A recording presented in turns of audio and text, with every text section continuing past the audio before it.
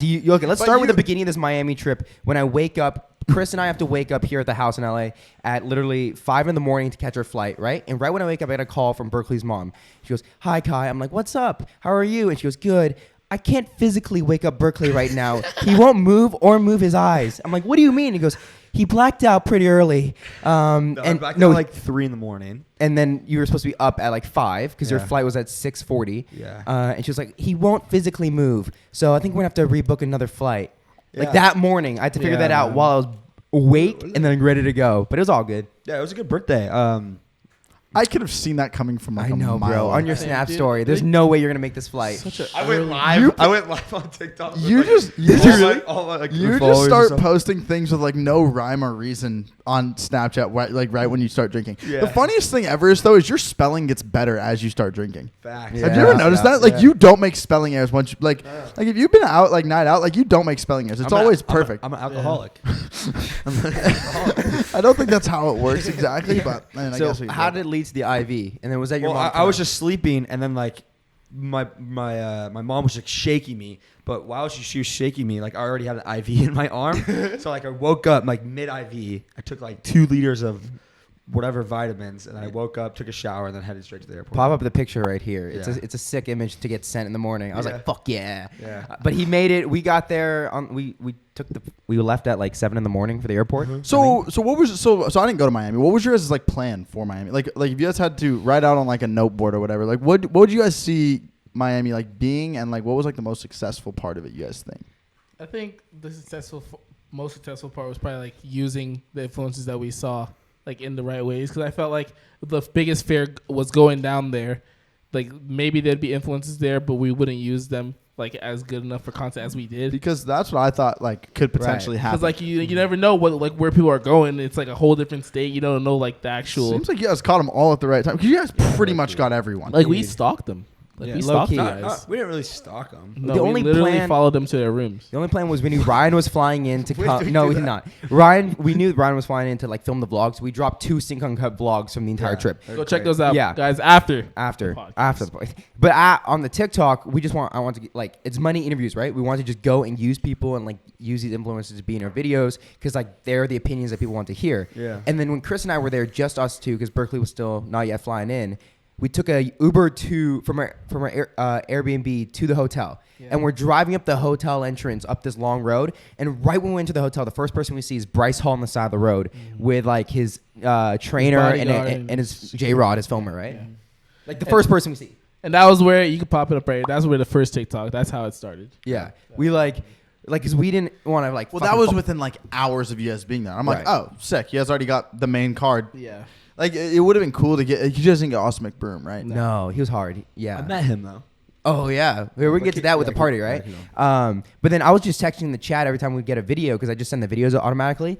And, like, it was just, like, first video, Bryce Hall. And then I go into the casino. First thing we see, this is where all the TikTokers and YouTubers are saying. The TikTokers are on the one side of the hotel, and they separated the YouTubers into the other side. Yeah. And you walk into the casino, it says masks optional in Florida. We're like, fuck yeah. Awesome, by the way. No one was wearing a mask. Not even the Ubers. Like, they didn't give a fuck. Yeah. And we kept on walking through casino. There's so many, like younger, not so many younger kids at that point, but mostly just, like, random people at the hotel and these TikTokers. A lot of old people. Yeah, that's what I'm saying. And then how would you say it happened with like these TikTokers when we found them and stuff? I mean, we basically just, everyone literally stayed in that same hotel. So we were all just like either there the whole night going to a club, and like every TikToker was either partying or whatever. Yeah. Like I literally at 3 a.m, I ran into Rylan. I'm drunk off my ass. I was like, "Yo, Rylan, you want to film something real quick?" And he's like, "Yeah, sure." And we just filmed the quick interview, and then posted on TikTok. Yeah, posted on TikTok. Yeah, we ran into like Tanner Fox. We ran into like DDG was brother. DDG was so funny because it was so funny. Like you're like talking to him, you're like facing him. You guys were like weirdly like close. I don't know, and like you're like holding it out, and your face in it, and you're just like. Yeah. No, because I was like cracking up when I watched that. I was like, because I've like watched DDG like with like Blueface and stuff, and like, you know, he doesn't seem like the super like or like with Aiden and stuff. Yeah. And like you were just like coming at him, and it was hilarious. It was a great interview. Yeah. But like your face was just like so close to his face, and it just cracked. It was me a up. weirdly uncomfortable situation because his security guard was pressing us. Explain that situation when we were at the We- hotel we, with like, Bradley. we walked, like me and Chris were like, and all of us were like trying to get into a club. We couldn't get in until we left. We had shorts on. And shorts on, couldn't get in. So we walked outside. We see They DD. want you to see the boner. Exactly. Hate it when your head pops out of your leg.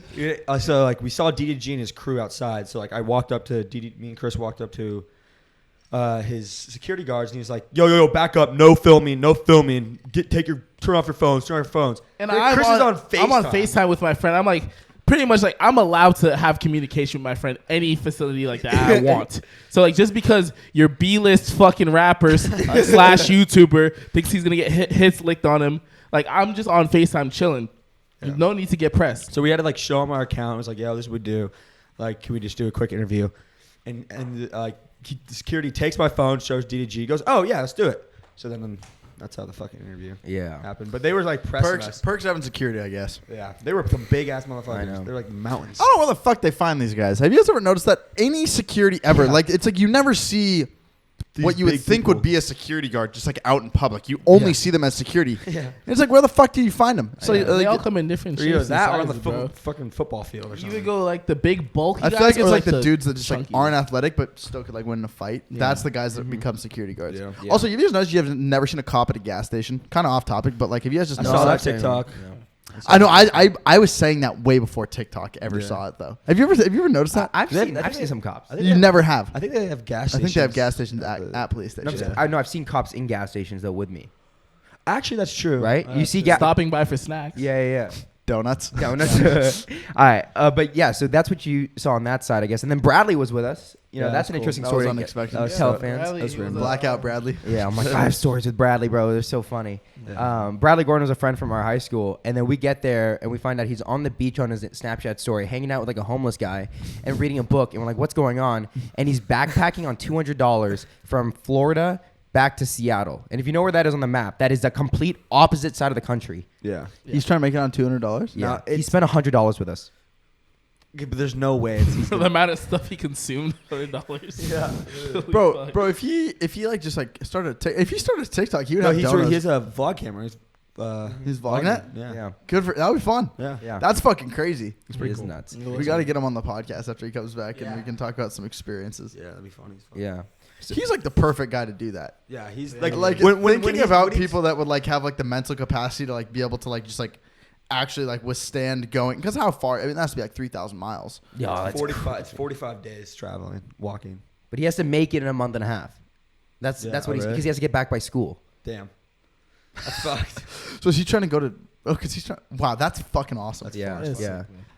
Dude, imagine doing that. Like, actually, like take a imagine. step back and like imagine just like being in a different place every day, but you have to walk there. Yeah.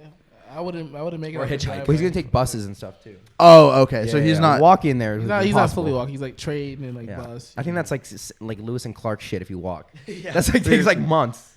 I think Lewis and Clark took a boat everywhere, Oh. over land too. Yeah, and Because plane they- maybe. Well, I think they just had they had their servants just carry it for them over the Right. plane. He had Mona Lisa. Yeah. Or not Mona Lisa. I mean, Wrong. whatever her name is. Wrong part of history. Mona Lisa. Pocahontas. Yes. That's what I meant. What else do we have from the event? But What yeah. else did you want to? Oh yeah. So like what I was just you guys have never been to a boxing event either. Mm-mm. What was that like? It Oh, it was fucking it was crazy. Cool. It kind of felt a little badass, you know. You got It to did. walk into a nice. And like, what you guys made ESPN? Yeah. What the Yeah. fuck? I was that came on my For You page before you guys even sent it to me. Yeah. So I was you know when you like watch a video and like see like your friend in it and you're like, what the fuck? Like I was just watching that. It was I'm like, Jarvis hugging Berkley and and I'm Chris. like, bro, we've been like, cause I'm not big into video games or anything, Yeah. and I know who Jarvis is. Yeah. And I'm like, wait, I like watched it twice. I'm like, wait, that's Berkley. Oh, that's Chris. It was sick as fuck. How the fuck does that even happen? So like we got press passes and like the press was literally right in front of the ring.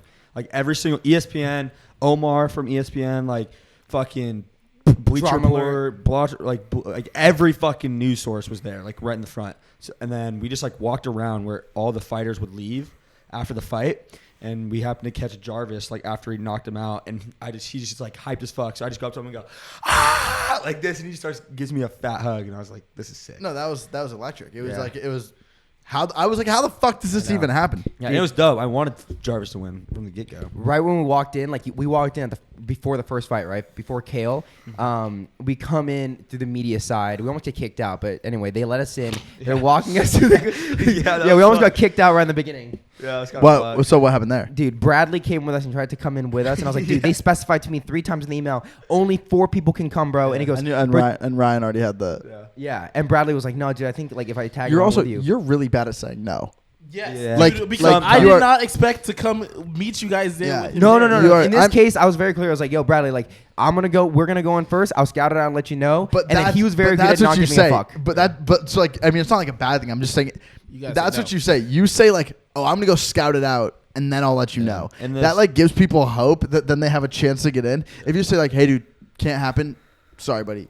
That's true. That's true. She I am very shitty at that. Ready to kick us out. You're a big security person. She goes like, "Who are you?" And she wasn't security. She planned the entire event. Yeah, she goes like, "Who are you guys?" And we're like, "Oh, TheSync." And she's like, "How many are you guys?" And we're like, 4 or 5. And Brad, we're like, 4. Brad just books it, turns his head, and just starts running. And she goes, "Whoa, I'll kick you guys out right now if I find one more fucking person in this." I told you 3 times in the email. She kept on yelling that. I told you guys in the emails. Yeah, and I was looking at Kyle. I was like, "Yep, she fucking told you. You're such a fucking idiot." Yeah, dumbass. Well, dude, the problem was when we got to the gate, Bradley talked to the guy at the front. He got a pass with us.